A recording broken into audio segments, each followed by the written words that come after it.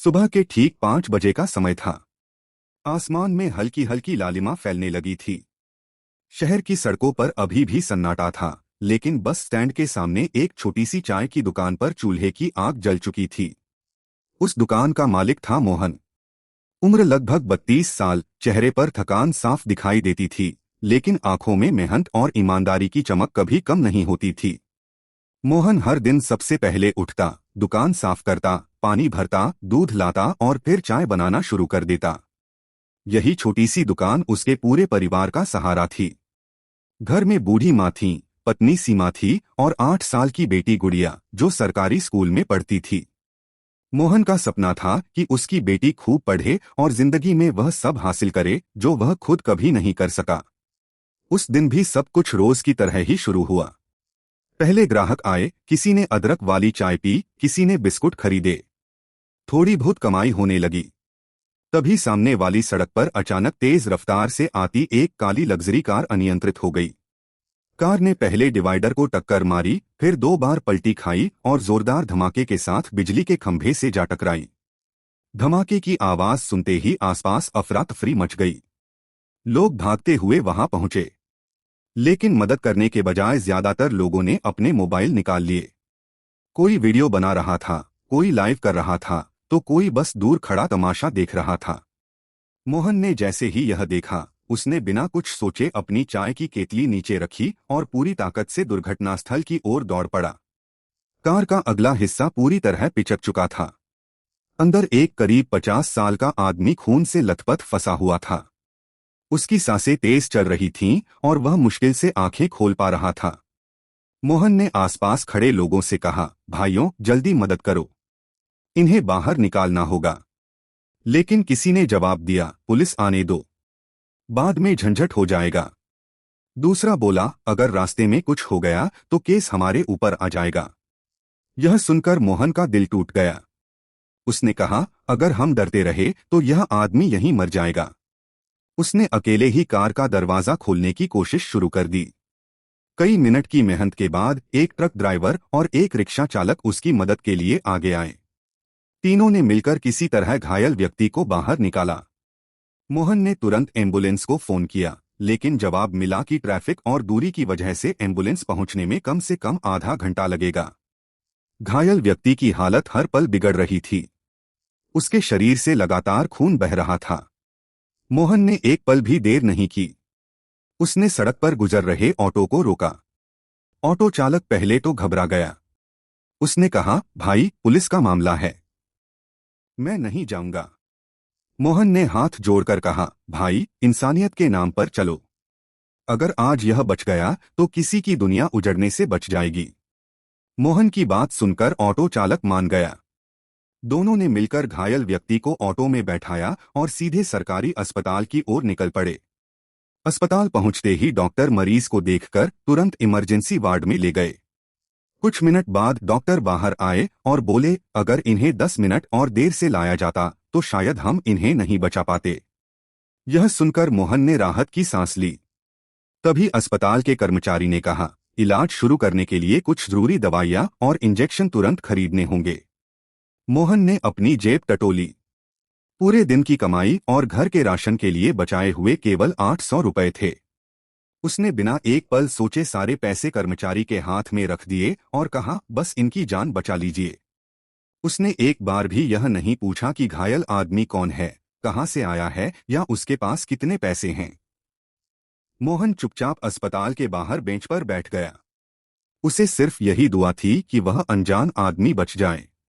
लेकिन उसे बिल्कुल भी अंदाजा नहीं था, जिस इंसान के लिए उसने अपनी पूरी जमापूंजी खर्च कर दी थी, वह कोई साधारण व्यक्ति नहीं, बल्कि देश के सबसे बड़े उद्योगपतियों में से एक था।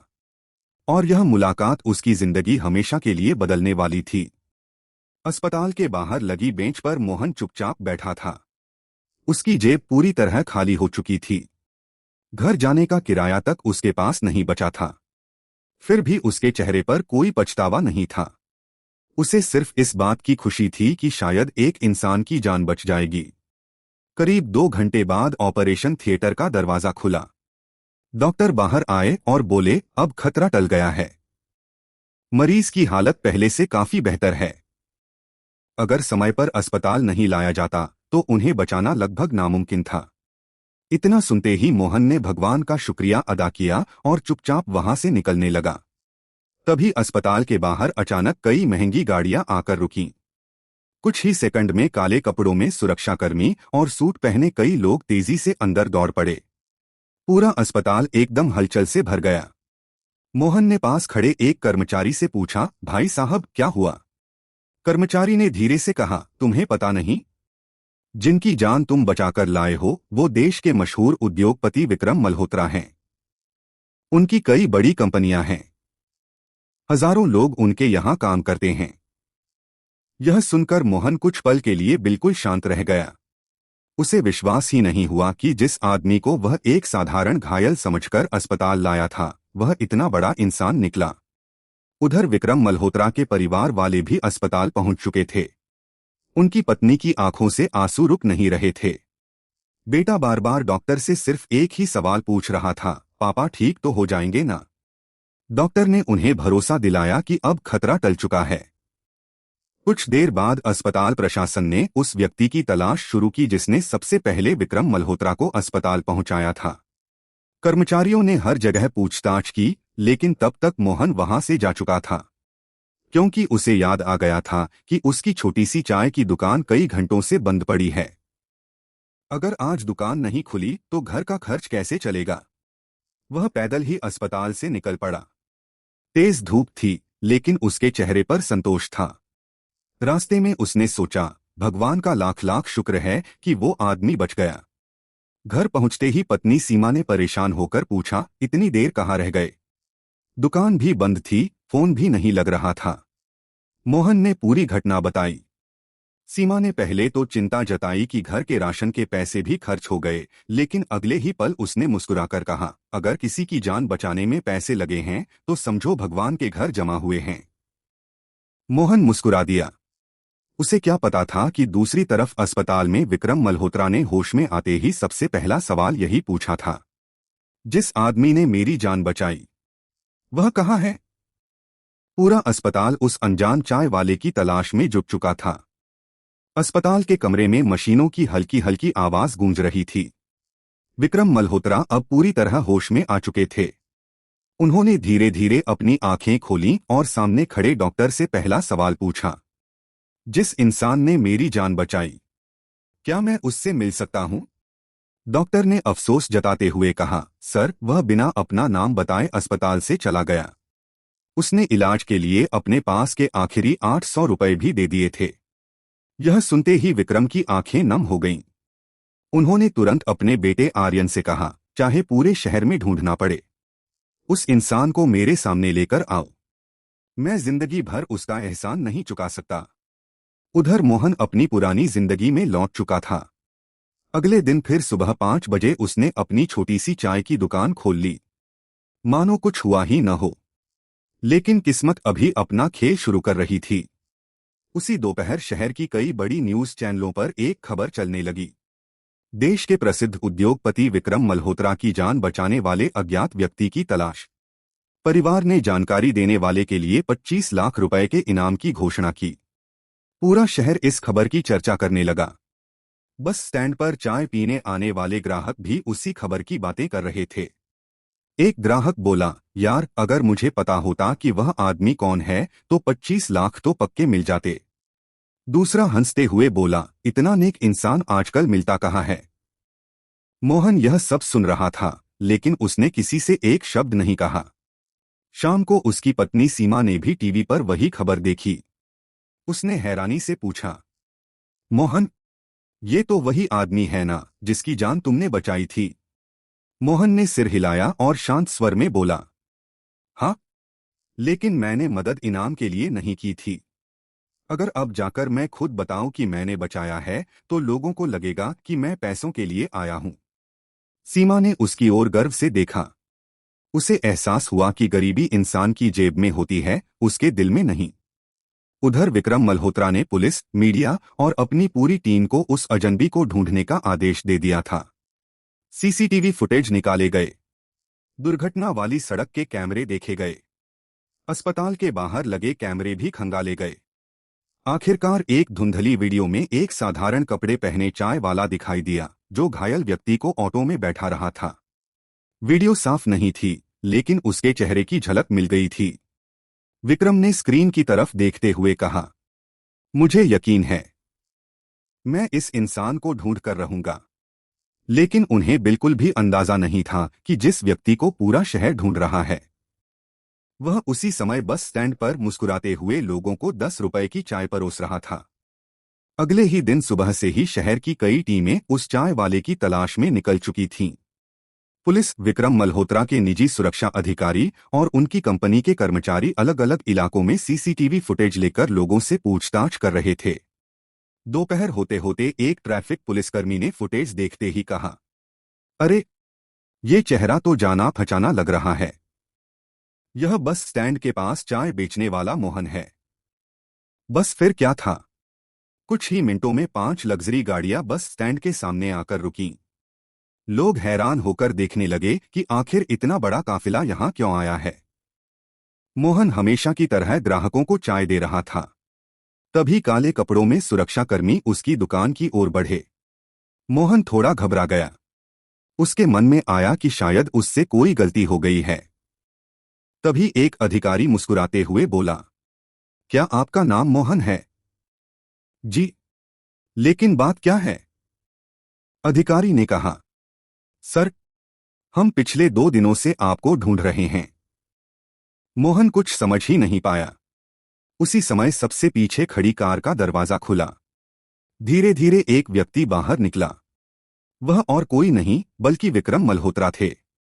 उन्हें देखते ही आसपास खड़े लोग एक दूसरे से कहने लगे, अरे, ये तो वही बड़े उद्योगपति हैं। पूरा बस स्टैंड कुछ ही पलों में लोगों से भर गया। विक्रम बिना कुछ बोले सीधे मोहन के सामने आए। मोहन ने उन्हें पहचान लिया और हाथ जोड़कर कहा, साहब, अब आपकी तबीयत कैसी है? इतना सुनते ही विक्रम की आंखें भर आईं। उन्होंने सबके सामने मोहन के हाथ पकड़ लिए और भावुक होकर बोले, तुमने उस दिन मेरी जान नहीं बचाई थी, तुमने मेरे पूरे परिवार को बिखरने से बचाया था। यह कहते कहते उन्होंने झुककर मोहन के पैर छूने की कोशिश की। मोहन घबरा गया और तुरंत उन्हें रोकते हुए बोला, साहब, ऐसा मत कीजिए। मैंने तो सिर्फ अपना फराजा निभाया था। यह दृश्य देखकर वहां मौजूद हर व्यक्ति की आंखें नम हो गईं। मीडिया के कैमरे लगातार रिकॉर्डिंग कर रहे थे। तभी विक्रम ने अपने सहायक को इशारा किया। सहायक एक बड़ा सा बैग लेकर आया। विक्रम ने बैग मोहन की ओर बढ़ाते हुए कहा, इसमें 50 लाख रुपए हैं। कृपया इसे मेरी तरफ से एक छोटा सा धन्यवाद समझकर स्वीकार कर लीजिए। मोहन ने बैग की ओर देखा, फिर मुस्कुराते हुए धीरे से उसे वापस कर दिया। उसने कहा, साहब, अगर मैंने उस दिन पैसों के लिए आपकी मदद की होती तो अस्पताल से चुपचाप लौटकर नहीं आता। इंसानियत की कोई कीमत नहीं होती। मोहन की यह बात सुनकर पूरा माहौल तालियों से गूंज उठा। लेकिन विक्रम मल्होत्रा यहीं रुकने वाले नहीं थे। उन्होंने मन ही मन एक ऐसा फैसला कर लिया था जो मोहन की आने वाली पूरी जिंदगी बदल देने वाला था। मोहन के शब्द सुनकर पूरा माहौल शांत हो गया।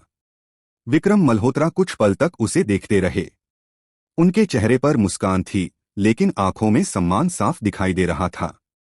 उन्होंने कहा, मोहन, आज मैंने समझ लिया कि दुनिया में सबसे अमीर इंसान वह नहीं होता जिसके पास सबसे ज्यादा पैसा हो, बल्कि वह होता है जिसके दिल में सबसे ज्यादा इंसानियत हो।